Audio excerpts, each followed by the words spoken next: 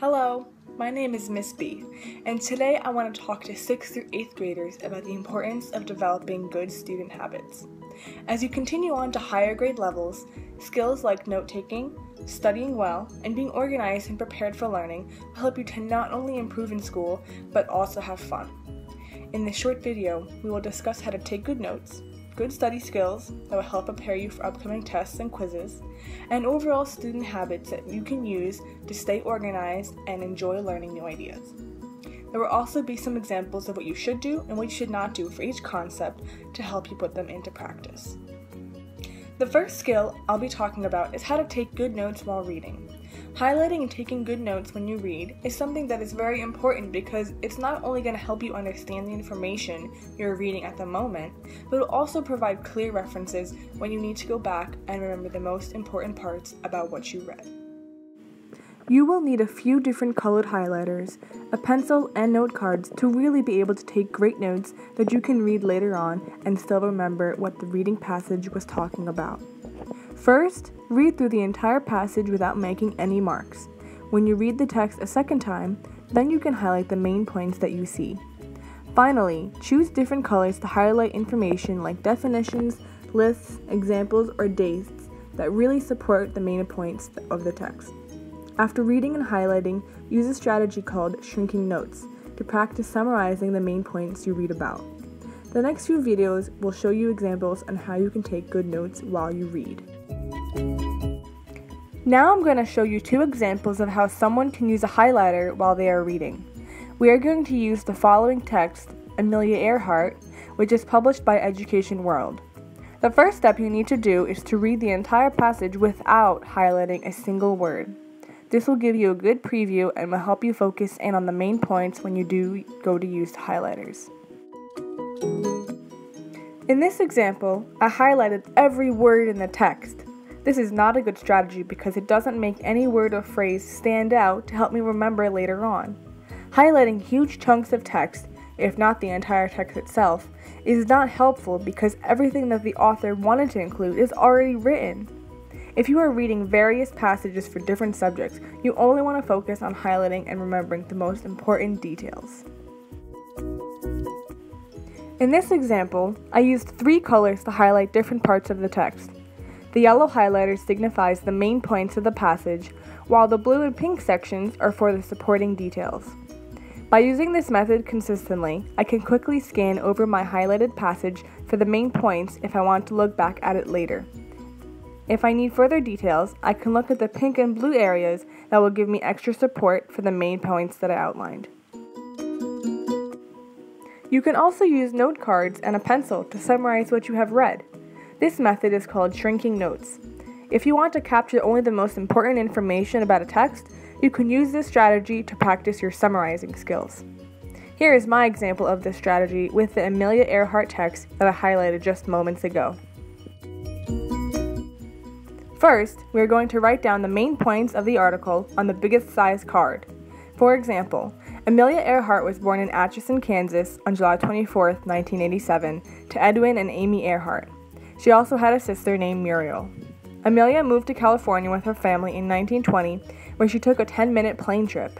Only 8 years later, in 1928, Amelia became the first woman to fly across the Atlantic Ocean, and 4 years after that, her record time was 13 hours and 30 minutes. Amelia also organized a group for women pilots called the 99s and flew around the world to different countries.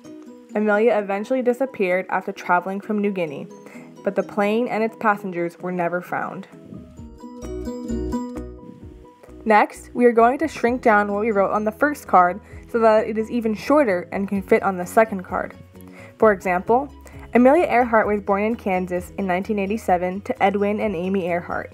After taking a ride on a plane in California, Amelia soon became the first woman to fly across the Atlantic Ocean in 1928. Her record time was 13 hours and 30 minutes. Amelia started a women's flying group and traveled around the world before her disappearance in 1937. Last, we are going to make what we wrote on the second card even smaller so that it fits on the third card. For example, Amelia Earhart was born in 1987. She became the first woman to fly across the Atlantic Ocean in 1928, and her record time was 13 hours and 30 minutes. This next section that I'll be talking about has to do with good study skills. When you sit down to study what you have been learning about in school, there are a few things you should remember. Even though you might really want to listen to that new song that came out, having a quiet atmosphere with perhaps some soft classical music playing would be better. Try to keep your study materials as organized as possible so that you can keep track of everything and be confident on test day. Also, you should study over a period of a few days rather than all at once and late the night before so that your brain has time to retain the information. Keep your phone and other distracting electronics out of the way and try to work in a space that is open and has plenty of light. Lastly, use the good note-taking skills we talked about earlier, and don't be afraid to use a variety of colors to help you remember the information. To help you see the difference between good and bad habits, watch the next two videos. Oh, that song's so good. And all the words. Ugh. I have this huge test tomorrow. I'm so not prepared.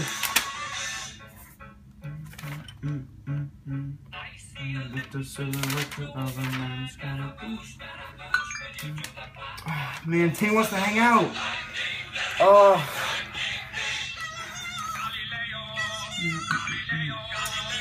Timmy, not now.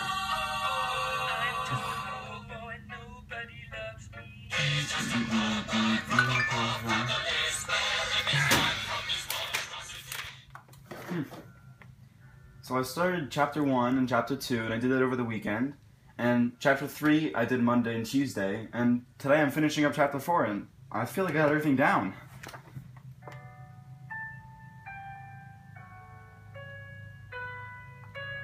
Oh yeah, I remember this.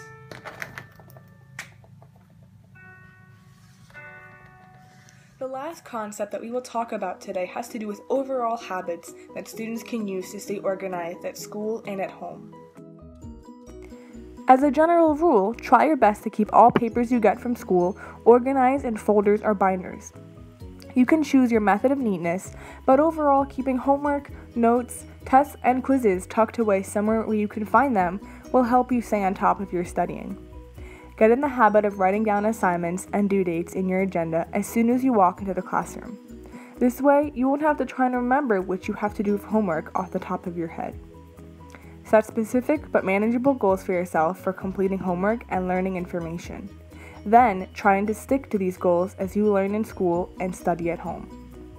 Do your homework and studying early in the day when you get home from school rather than late at night, and make sure you get a good night's rest each night. If you need extra organizational tips, print out checklists that you can use to help you stay on track of your materials. And last but not least, ask for help when you are confused. Take a quick look at these checklists for some ideas on what you can use with your own organizational habits. You can use checklists to help you remember what you need at the end of each day, or you can make one to put in your binder so that you know how it should be organized. Well, there you have it. 3 areas of student study skills and habits that you can use every day to stay on top of your learning and make the best use of your time. All of these skills and concepts are adaptable to any type of learner or grade, and staying organized and developing good learning skills will help you retain all the important information and fun new ideas, and will give you confidence to continue making progress as you proceed to each grade. Thanks for watching, and see you guys next time.